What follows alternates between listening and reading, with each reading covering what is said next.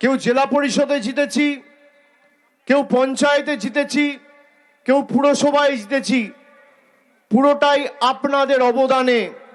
তাই সাধারণ মানুষকে বসিয়ে রাখার ধৃষ্টতা আমার নেই, এবং আপনাদের বসিয়ে রেখে সবার নাম নিয়ে আমি আপনাদের ধৈর্যচ্যুতি ঘটাবো না। আমি একযোগে সবাইকে ধন্যবাদ জানাই।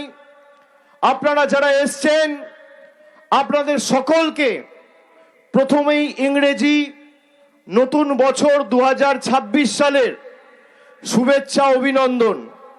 এই বছর আপনাদের সকলের জন্য খুব ভালো কাটুক, আগামী দিনগুলো মঙ্গলময় হোক, সমৃদ্ধশালী হোক, সর্বশক্তিমানের কাছে এই প্রার্থনা করি।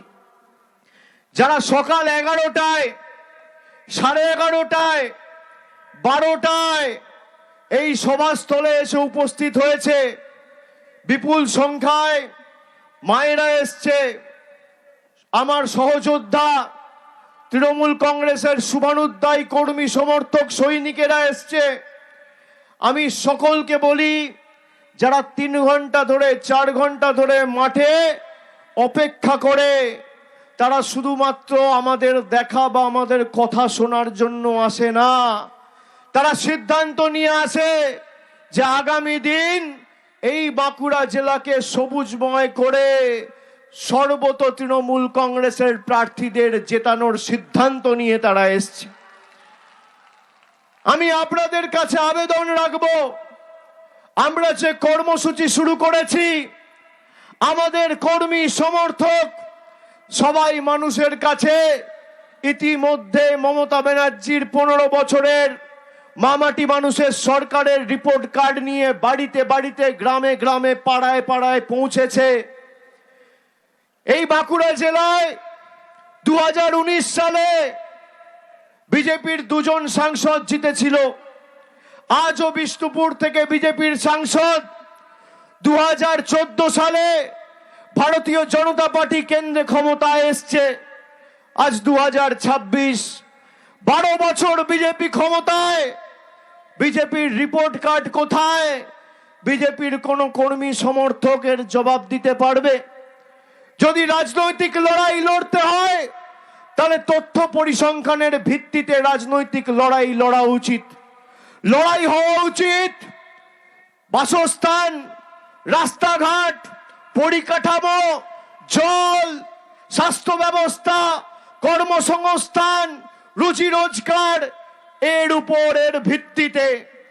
বিজেপির কর্মীদের, নেতাদের অনুরোধ করব, আমার কথা যতদূর যাচ্ছে মনোযোগ দিয়ে শুনুন। কারোর কানে ঢুকলে আমার কথা শুনবেন। সংবাদ মাধ্যমে দেখছেন, সমাজ মাধ্যমে দেখছেন, বিজেপির নেতা, সাংসদ, বিধায়কদের প্রতি চ্যালেঞ্জ রইল। মমতা ব্যানার্জির সরকার 15 বছর ক্ষমতায়, আর নরেন্দ্র মোদীর সরকার 12 বছর ক্ষমতায়। এই বাঁকুড়া জেলার জন্য কি করেছে? বাঁকুড়ার একটা মাঠ বা বিষ্ণুপুরের একটা মাঠ বেছে নিক, সময় বেছে নিক, জায়গা বেছে নিক, 1 ঘন্টা সময় দেবে। একদিকে আমি থাকবো, আর একদিকে বিজেপির নেতা থাকবে। একদিকে আমি আমাদের সরকারের রিপোর্ট কার্ড নিয়ে যাব, আর একদিকে বিজেপির পদ্মফুলের জল্লাদরা মোদী সরকারের রিপোর্ট কার্ড নিয়ে আসবে। ভোকাট্টা করে মাঠের বাইরে যদি বের করে দিতে না পারি, মানুষের সামনে মুখ দেখাবো না। এই জেলায় কি পরিস্থিতি ছিল বাঁকুড়ায় আজ থেকে 15 বছর আগে?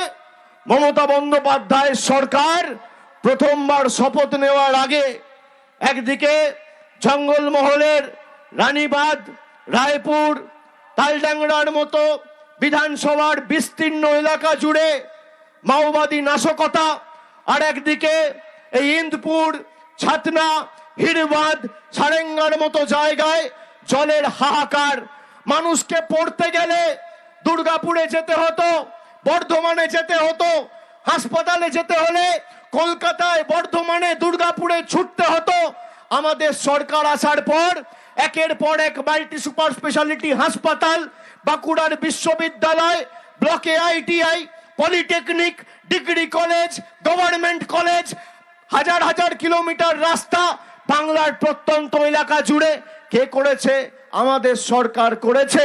মমতা বন্দ্যোপাধ্যায় সরকারের সব থেকে বড় সাফল্য বা সব থেকে বড় পুরস্কার কি মানুষের কাছে? মানুষকে যে বাঁকুড়ার বিস্তীর্ণ এলাকা জুড়ে মাওবাদীরা এককালীন দাপিয়ে বেরিয়েছে, আজ সেই বাঁকুড়া শান্ত। বিজেপির নেতারা যারা সিপিএম এর জল্লাদ ছিল, জার্সি পাল্টে এখন বড় বড় ভাষণ দিচ্ছে। আপনি দেখবেন আপনার পাড়ায়, আপনার এলাকায় ডান দিক বাঁ দিক সামনে পিছনে তাকিয়ে কোনো ভদ্রলোক, ভালো লোক, শিক্ষিত লোক, ভালো লোক, মার্জিত লোক, সভ্য লোক বিজেপি করে না বা করবে না। যত মদ, মদ্যপ, মাতাল, পাতাখোর, 2 নম্বরি, চোর, চিটিংবাজ, গাঁজাখোর সব ভারতীয় জনতা পার্টিতে। এই তো ভারতীয় জনতা পার্টি।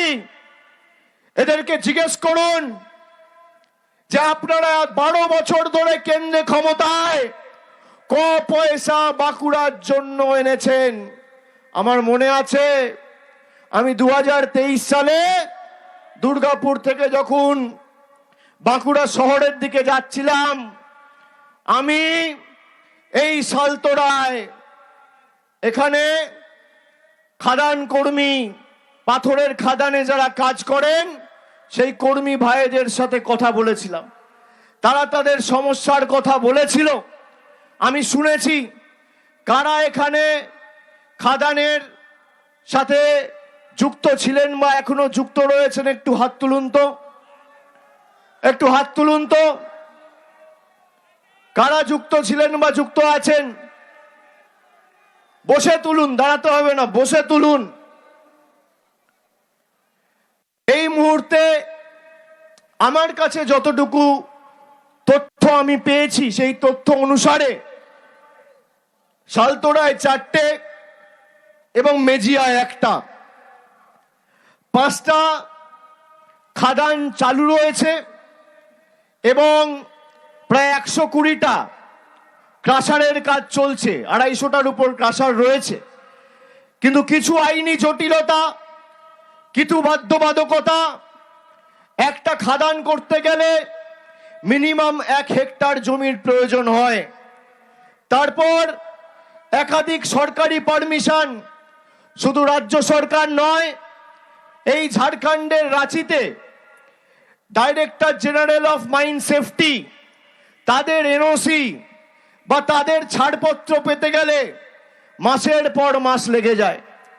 এমনকি কোনো খাদান মালিককে বৈধভাবে আইনি প্রক্রিয়া মেনে যদি খাদান চালুও করতে হয়, তাহলে এককালীন তাকে সরকারি যে ফিজ রয়েছে প্রায় 30-32 লক্ষ টাকা ফিজ জমা দিতে হয় এবং 24 মাস থেকে 30 মাস, 2 থেকে 2.5 বছর এই প্রক্রিয়া সম্পূর্ণ করতে লাগে। তারপর অনৈতিকভাবে বেআইনি ঘুরপথে ওই ডিজি মাইন ঝাড়খণ্ডে রাঁচিতে যার অফিস, তাকে লক্ষ লক্ষ টাকা ঘুষ দিতে হয়।